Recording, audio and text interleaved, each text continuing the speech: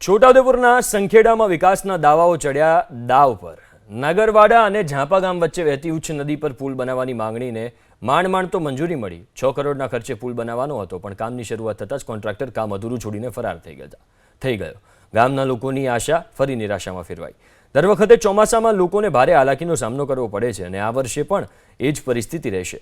ઉચ્ચ નદી પરનો આ પુલ નાગરવાડા અને ઝાંપા ગામના લોકો માટે જીવનરેખા સમાન માર્ગ છે। વર્ષોથી લોકો નદીના પટમાંથી પસાર થઈ અવરજવર કરે છે, પણ નદીના ઢોળાવને કારણે બાઇક જેવા વાહન સાથે પસાર થવામાં મુશ્કેલી પડે છે। 4 વ્હીલ તો બિલકુલ પસાર થઈ શકે તેમ નથી।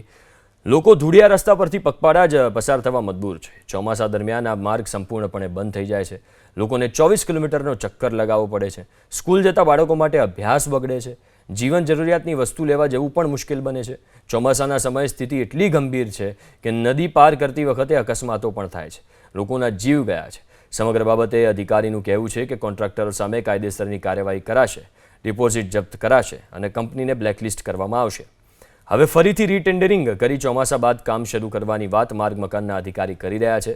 સવાલ એ છે કે વિકાસની વાતો વચ્ચે આ ગામ લોકોને પુલની પ્રાથમિક સુવિધા મળશે ક્યારે?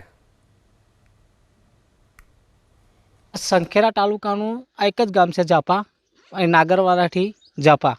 આ વચ્ચે આ બ્રિજ આવ્યો છે, હજુ બ્રિજનું કંઈ એનું કામ ચાલુ કરે છે ખરા, કોન્ટ્રાક્ટ લઈ પણ જાય છે, પણ કામ કરવા રાજી જ કોઈ છે નહીં। અહીં ઘર આવી તો જાય જ છે, પણ હવે આ કોમ અધૂરું મૂકીને નાહી ગયા છે। હવે કોઈ જોવા રાજી નથી। ઝાપાથી અમારે સંખેડા જવાની બહુ તકલીફ છે સાહેબ, તો અમારે રસ્તો જોઈએ છે પુલનો।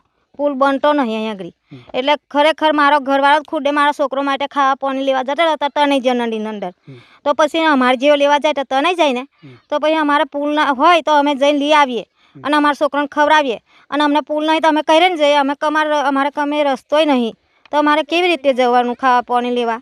અમારે નિહાળે ભણવા કેવી રીતે જાય? આટલી તકલીફ છે, પાણી આવે તો અમારે બેસી રહેવાનું સોનમાંનું, એટલે અમારે પુલ જ જોઈએ। અમે ભૂખ ખતર છે બેસી રહીએ કે પડે જીએ ડરાવા હો, એટલે અમારે પુલ જોઈએ, બીજું કશું નહીં।